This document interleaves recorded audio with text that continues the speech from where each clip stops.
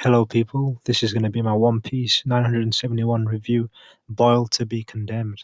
So yeah, this was a kind of a sad chapter, and it also makes me proud of how Odin went out. Pretty much, it's pretty crazy how he went out, but damn, I gotta say. So we still got the cover page with the whole looking for Lola thing, and at this point, I have no idea what's going on because it's just not interesting for me at all. I just can't wait for them to find Lola and get that over and done with. To be honest. There's too much shenanigans happening in Dressrosa and couldn't be care less. And yeah, the chapter starts off with a little segment with Momonosuke and his mom, just eating because they know that his their father's going to be executed. It's kind of sad that they know, but yeah, he's crying as well. So that was quite sad anyway. So yeah, and the execution style is quite a brutal one, to be honest. So they basically get boiled in oil, and we see a demonstration of how it works as well. Because the guy taunting Odin, who was pushing him in, he I think Odin pushes him in, but he falls over and he gets burnt to a crisp instantly, and it just shows how crazy and how lethal the execution is anyway. And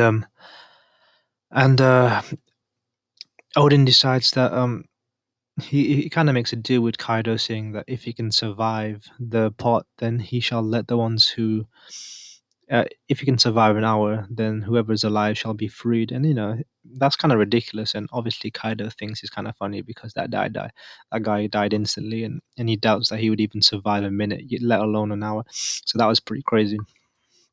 Yeah, and we see how hot the thing is when Odin jumps in and he completely, is screaming a lot as well. And yeah, it's kind of badass how Odin pretty much he's the only one in the oil and everyone else is sitting on this like wooden block. So yeah, it's kind of badass how this is how Odin's gonna go out, I guess.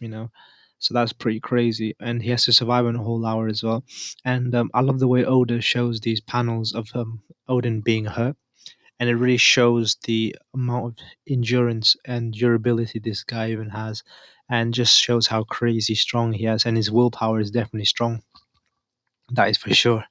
And what's the most impactful part about the chapter is Shinobu's segment was really quite powerful, and it really drives the message home how wholesome Odin is and how everyone should be grateful for who he is.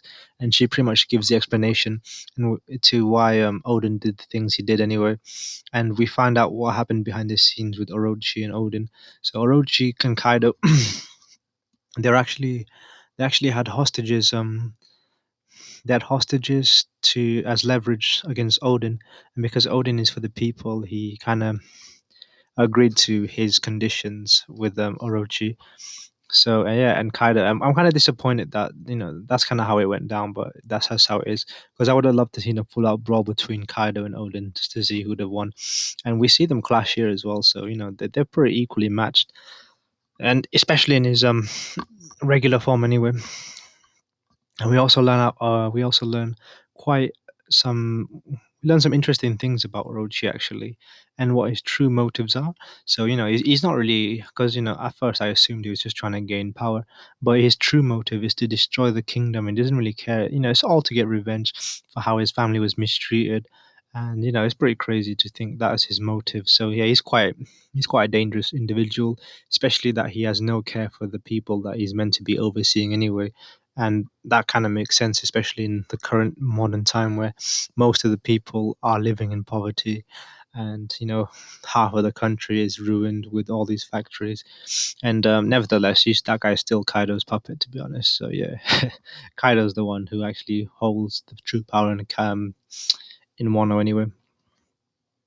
So yeah, and then we kind of get this final panel where Odin's kind of looks like he's on his last legs. You can see all the veins popping out.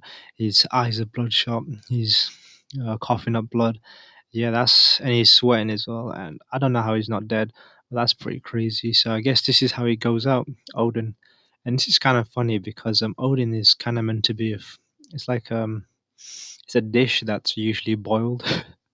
So I guess that's kind of a cruel joke that Oda's playing, and I find that kind of ironic, to be honest. And yeah, this is quite a manly way to go out, But this shouldn't be the way he should be going out, because I always didn't like that about Odin. He'd never share any of the burden. That's what I didn't like about Odin's personality trait, that he'd always try to do everything by himself, and you should know that you can never do everything by yourself because you need help.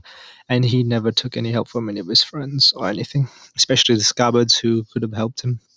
But in this situation, like, them helping him would have been useless anyway because they would have died. But he should have asked for people's help earlier, maybe saved a lot of trouble in all of this, and it might have been and who knows, Wano might have gone down a different path if Odin chose to seek help instead of try to take on all the burden, which we have seen him do multiple times. But yeah, this chapter was quite emotional, to be honest. Because we know that Odin dies as well, so this is gonna be his final moments. So yeah, but it's nice to see that he went out in quite a heroic way, saving his nine scabbards, his subordinates anyway. So it really shows that he cares. But yeah, that was it for me. And yeah, this chapter was all right, and I'm looking forward to see the next chapter, and hopefully the end of this little flashback arc is coming. Bye.